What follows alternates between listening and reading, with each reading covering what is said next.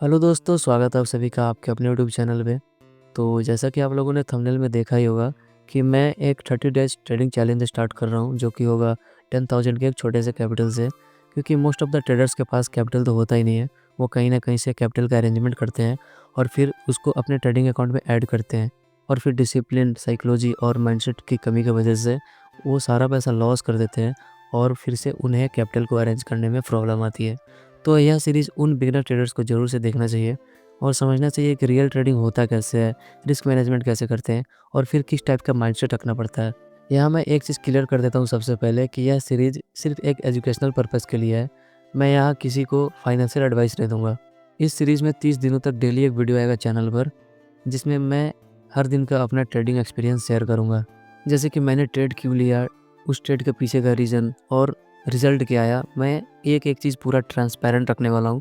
Profit होगा, loss होगा, मैं एक-एक चीज़ बिना फ़िल्टर के दिखाने वाला हूँ। क्योंकि मार्केट में कुछ भी 100% नहीं है। अगर प्रॉफ़िट होगा तो लॉस तो होना ही है और लॉस होगा तो प्रॉफ़िट भी होना ही है कि नहीं? देखो, इस सीरीज़ का गोल एकदम सिंपल है।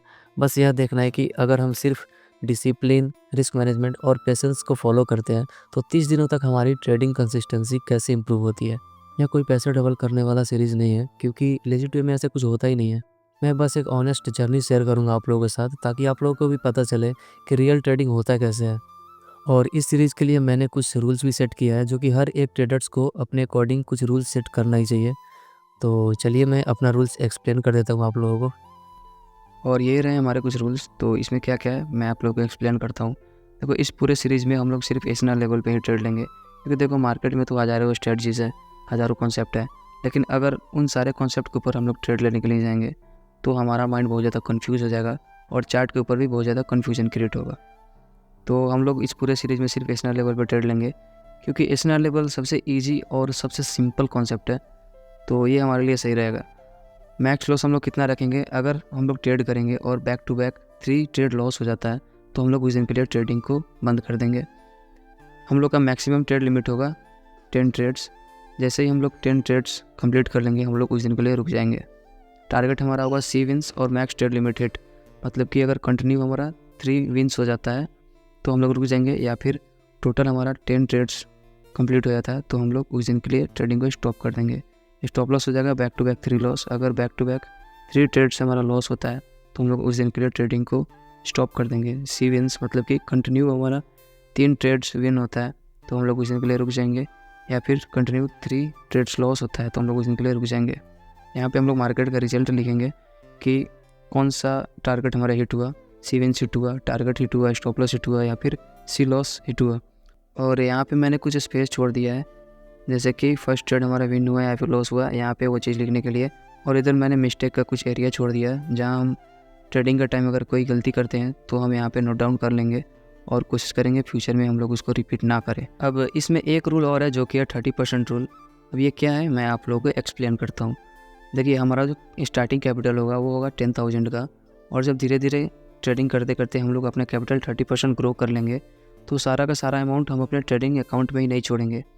जब हम 30% ग्रो करेंगे तो 30% हो जाता है हमारा 3,000, जिसमें से हम लोग हाफ अमाउंट विड्रॉल कर लेंगे और बाकी रेस्ट अमाउंट हम लोग अपने ट्रेडिंग अकाउंट में ही छोड़ देंगे। विड्रॉल करने के बाद हमारे बैंक अकाउंट में हो जाएगा 1,500 रुपीज़, और जो हमारा कैपिटल हो जाएगा पहले था 10,000 और उसमें 1,500 ऐड हो जाएगा तो हो जाएगा 11,500। इससे क्या होगा ना, हमारा बैंक अकाउंट भी ग्रो होगा और हमारा कैपिटल भी ग्रो होगा। इस 30% रूल के हेल्प से हमारा दोनों अकाउंट ग्रो होगा।